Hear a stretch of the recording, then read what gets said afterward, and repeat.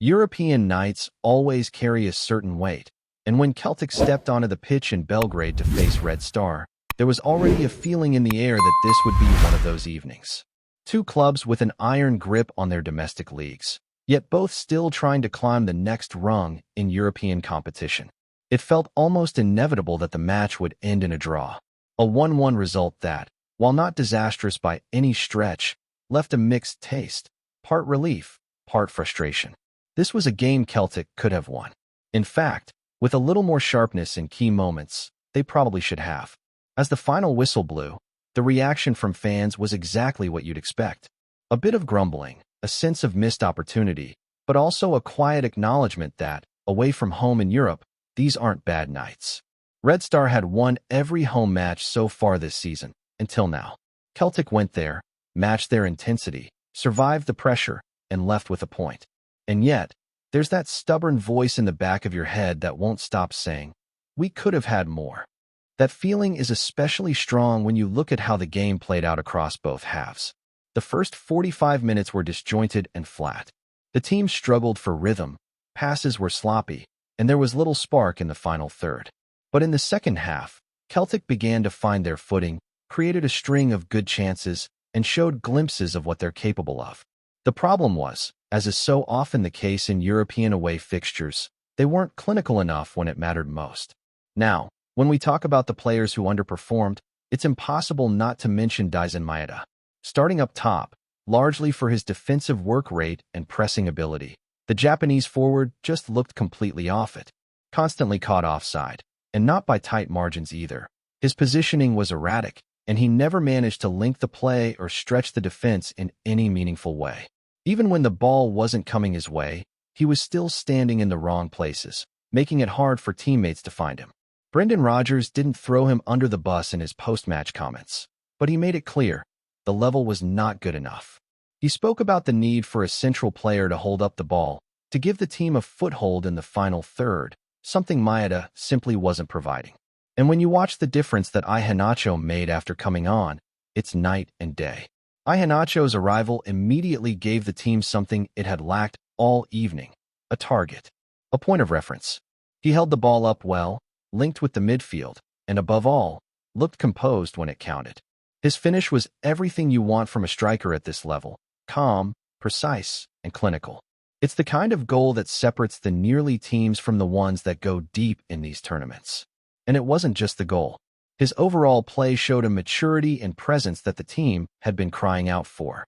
When you look at his performance, especially compared to Maeda's, it raises questions not only about future lineups, but about how Celtic approach games like this going forward. There's no denying that Maeda brings energy, and when he's on his game, he can be a real asset. But you've got to play to a striker's strengths. There was no point feeding him passes like he's a traditional number 9, expecting him to hold the ball with his back to goal. That's not what he does. He's a runner, someone you slip in behind, who stretches defenses with his pace. Instead, he was being asked to do the job of someone like Iheanacho or even Adam Maeda from last season, players who are more naturally suited to the physical hold-up role. And when you misuse a player like Maeda, the whole attack suffers. Now, it's not all doom and gloom for Maeda. He's had great moments in a Celtic shirt, and he's bounced back before.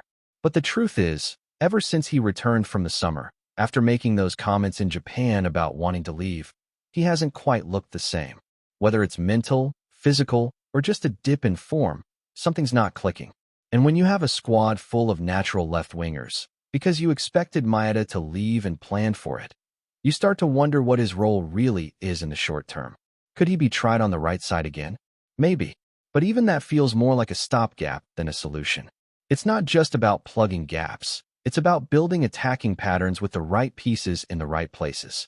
And if Maeda isn't offering enough through the middle, and if Young continues to be ineffective on the right, as he was again in Belgrade, then Rodgers has some serious thinking to do ahead of January. Speaking of Young, it's difficult to ignore how anonymous he was yet again. Given the opportunity to make that right wing spot his own, he simply didn't take it. He wasn't alone in struggling, though. The midfield trio also had a patchy night. Callum McGregor was the steadiest of the three, but even he had moments where he was uncharacteristically slack. Hatate, in particular, was frustrating. Loose touches, poor decision-making, and a general lack of sharpness meant that Celtic often lost momentum in key areas of the pitch. There was even a sense before halftime that he might not come back out. Such was the drop-off in his performance. Brendan Rodgers hinted that he could have made multiple changes at the break, and Hatate was surely near the top of that list. Benjamin Negrin is another who had a mixed evening. He created the goal with a smart assist. Yes, and there's no taking that away from him. It was a moment of real quality. But before that, he missed a golden opportunity to put Celtic ahead. A slow, tame shot that was easily saved, when really, it should have been a net buster. The build-up was excellent. Scales with the clever chip over the top, Tierney pulling it back perfectly, and Negrin arriving right on cue. Everything about the play screamed goal, except the finish. It was reminiscent of those frustrating nights in Almaty or Zagreb, where Celtic carved out chance after chance, only to fluff their lines at the crucial moment. And that's where the frustration lies. This isn't a Celtic team that gets battered away from home in Europe. They're in these games. They're creating chances. But there's still that lack of ruthlessness in front of goal. The kind of killer instinct you need to turn 1 point into 3. The kind of edge that separates group stage survivors from serious contenders. When you think about the opportunities in Belgrade, the Negrin miss, the half chances that came and went, it's easy to imagine an alternate reality where Celtic left Serbia with all 3 points and a firm grip on the group. Instead, they head back to Glasgow with a point and a bunch of questions. Not just about individuals, but about the system, the squad depth, and how this team wants to play in Europe. Iheanacho has probably played his way into the starting 11. Maeda might need a rethink. And as for the midfield, there's talent there, no doubt. But consistency remains a problem. When players like Ari Engels come off the bench and look off the pace, it doesn't exactly inspire confidence in the rotation options. He had a chance to make a statement late on. A simple through ball that could have led to a winner, and underhit it. Moments later, he was muscled off a bouncing ball in midfield, and the chance was gone. It's those little margins that make all the difference at this level. But it wasn't all negative. Far from it. There were bright spots, real, tangible positives to take away. Kieran Tierney, for example, looked sharp, driving forward on the left, delivering cutbacks, and showing why he's such a valuable asset when fit. Tinky was quieter than usual, but still showed signs of life. Liam Scales had a strong game defensively, reading situations well and staying composed under pressure. But the standout, the real star of the night, was Kobe Donovan, a young right-back who just keeps rising to the occasion. In what was only his 4th or 5th start, in one of the most hostile stadiums in Europe, the 19-year-old showed exactly what he's made of. It's no exaggeration to say that Kobe Donovan may have had his breakout European moment. A teenager thrown into the fire, playing away in Serbia against a side that hadn't dropped a single point at home this season, and yet he looked like he belonged.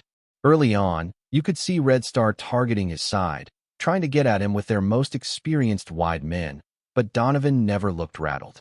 He grew into the match, defended with composure, and showed maturity far beyond his years. What was perhaps even more impressive than his defensive work was his confidence in possession. He didn't just look to get rid of the ball. He wanted to play, to drive forward, to make something happen. More than once, he received the ball deep in his own half, turned his marker with ease, and carried it 30 or 40 yards up the pitch. For a player making just his handful of senior appearances, it was top-class stuff. Brendan Rodgers knew exactly what he was doing by trusting Donovan over a more experienced option like Ralston, and that trust was rewarded. The manager's comments after the match said it all. He called Donovan absolutely outstanding, praised his bravery, his technical ability, and most of all, his personality. That's a big word in football, personality, and Rodgers doesn't use it lightly. You could see what he meant, though. Donovan wasn't playing like a teenager trying not to make a mistake. He was playing like someone who believed he belonged there. And honestly, if you didn't know his age or his background, you wouldn't have guessed he was still just 19 and had barely featured for the first team before this season. What makes Donovan's rise even more impressive is how unexpected it's been. Just a few months ago, he looked set for a loan move, likely heading to Dundee to get minutes. If not for a preseason injury to Alistair Johnston, he probably would have gone. But as so often happens in football, timing is everything. He got his chance, and he's taken it with both hands. You can tell he's not just surviving out there. He's thriving. Physically, he's ready. He's strong, athletic, and doesn't shy away from contact. Tactically, he's learning quickly, and mentally, he's locked in. That's the combination you need if you're going to make it at a club like Celtic, and Donovan looks like he's well on his way. And perhaps more importantly for the team as a whole, his emergence gives Rodgers options. With Johnston still working his way back and Ralston no longer the nailed-on deputy he once was, Donovan's performances have provided real stability at right back. It also means Celtic don't have to rush Johnston back. They can manage his return carefully, knowing there's already a reliable option holding the fort.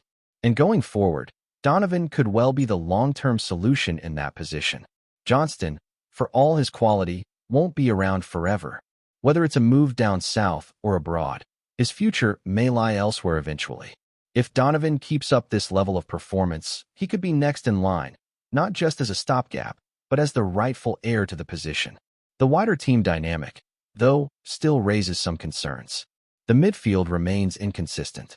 The front line, while showing promise, lacks cohesion at times, and squad depth continues to be a question mark. Players like Ari Engels, who was once tipped to be the next breakout star in midfield, haven't quite delivered. His cameo against Red Star was underwhelming, to put it kindly. He had a clear opportunity to influence the match, a relatively simple pass laid on that could have led to a clear chance, and he bottled it. A weak ball, easily intercepted, and the moment was gone. Seconds later, he lost a midfield duel with a Red Star player who simply wanted it more. It's those fine margins, those moments where you either step up or shrink back, that define careers. And right now, Engels looks like a player caught in between. It's not that there's no talent there. Clearly, there is.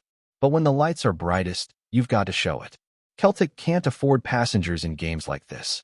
European football is unforgiving, and any lapse, physical or mental, will be punished. The same applies to others in the squad who aren't quite convincing right now. There are players with potential who just haven't pushed on. And when you're balancing a domestic campaign with the demands of Europe, you can't carry anyone. The good news is that players like Donovan and Iheanacho are stepping up. The challenge now is for others to follow. As for the European picture, the group is wide open. With 1 point from the opening match, Celtic still have everything to play for. The next 3 fixtures, Braga at home, Sturm Graz at home, and a trip to Midtjylland, will be crucial. 7 points from those matches would put Celtic in a strong position to qualify for the knockout rounds. Anything less, and things could get complicated, especially with trips to Feyenoord and Bologna still to come. The home matches have to be the foundation. Celtic Park, under the lights, still has that magic, but the team will need to channel it if they want to keep progressing in this competition. Before we proceed, subscribe to our channel and enable notifications to receive all exclusive news about Celtic FC. Don't miss any details about your favorite team. It's extremely important for Celtic FC fans. Whispers are growing louder across Scottish football circles, and the Parkhead faithful are already buzzing with excitement. Word on the street is that Angus Gunn, the imposing shot-stopper long admired for his reflexes and towering presence, has traded the yellow and green of Norwich City for the famous hoops of Celtic. It is being murmured in pubs from Glasgow's East End to Aberdeen that Gunn has put pen to paper, stepping in as the boys' new last line of defense. Supporters are calling him a human wall, a keeper capable of turning the tide in tight encounters, and many already imagine the roar of Celtic Park echoing after one of his trademark saves. Though there has yet to be an official unveiling with the scarves aloft, the chatter insists it is a done deal, and insiders suggest that negotiations were conducted with a speed and decisiveness rarely seen in recent transfer windows. For Gunn, this could be a homecoming of sorts, a chance to re-establish himself on British soil at the highest level north of the border. Having cut his teeth in England's Championship, where the physical demands test even the most seasoned professionals, the 29-year-old has built a reputation for reliability, calm distribution, and the kind of bravery that endears goalkeepers to the terraces. Now, Celtic supporters are daring to dream that he could bring European nights under the lights at Parkhead back to their thrilling best. Skeptics, of course, point out the challenges of moving from Norwich to a club where the weight of expectation is relentless. Every cross missed, every fumble, is magnified in Glasgow's Goldfish Bowl. Yet the mood, at least for now, leans towards hope rather than doubt. The whispers have an energy to them, a sense that the Celtic board have pulled off a coup at just the right moment, tightening the back line ahead of a season where domestic dominance and European credibility are both demanded. Until the official photographs surface, scarf held high, the rumor mill will keep churning. But if the noise proves true, Angus Gunn may soon be the man standing tall in green and white, the new guardian of the Celtic goal, and perhaps the next hero to etch his name into the club's storied history. Hello, fan. Don't forget to like and subscribe to the channel, as it means a lot to Celtic FC. Also, share your opinion about the news in the comments below. See you in the next video.